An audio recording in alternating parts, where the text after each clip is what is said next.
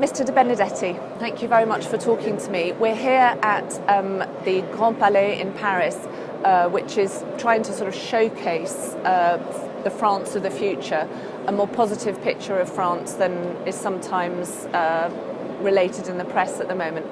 I mean, you're a big investor in France. What for you are the challenges and opportunities of investing here? I think France is in a similar situation to some other countries in Europe. I think it has the problems. It's facing the problem of slow growth, a significant budget deficit, growing debt load, which forces fiscal policies which are not very stimulating to the economy. Despite that, it has attracted significant foreign investment, and it might sound surprising, but it is the fourth largest recipient of FDI in the world, and I think the first or second one in Europe.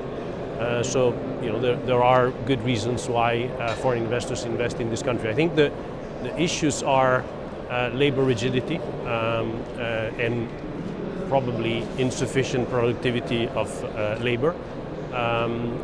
Taxes, very high tax rate. I think compared to my country, Italy, there is certainly a better administration. There is a greater certainty of law, and the judicial system works better and grants companies more certainty from that standpoint. If you had a magic wand and you could ask Mr. Hollande's government to pass one piece of legislation that would help your life as a foreign investor in France, what would it be? I think it would be around labor regulations and making it more competitive in comparison to some other countries, not only outside of Europe, but in Europe. There are countries that are more courageous today than France in that respect, and I think France is losing some industrial opportunities because of that.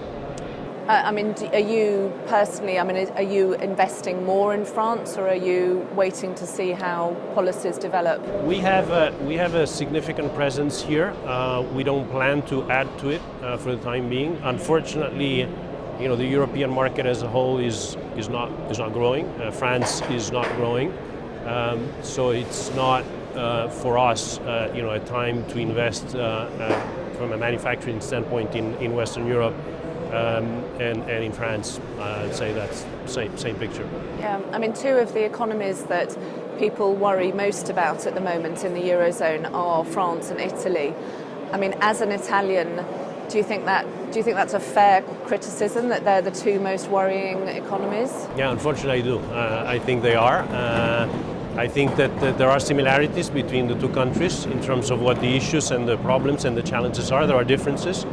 I think there is in Italy a new government since about 10 months who has announced a series of structural reforms that the country has been talking about for a very long time and never really tackled them.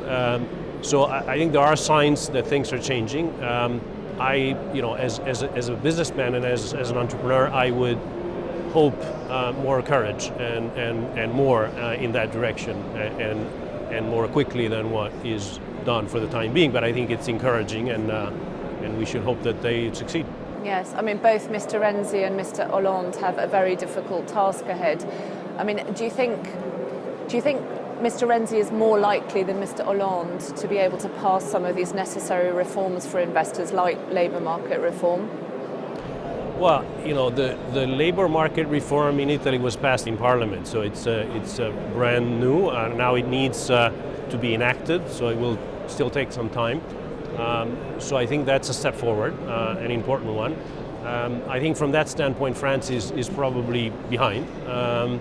I think there's another big difference, which is our Prime Minister has been elected recently, and he is riding a popularity wave still, which is quite important, and which I think give him a pretty unique opportunity to quickly do those reforms before the negative effect that typically happens when you take unpopular decisions as a politician bite you. And I think the situation is different here. I think President Hollande is not very popular, and he is a new government which is fairly recent, and I think that might help in giving a new life, a new enthusiasm to the political action. But I think it's a challenging situation here.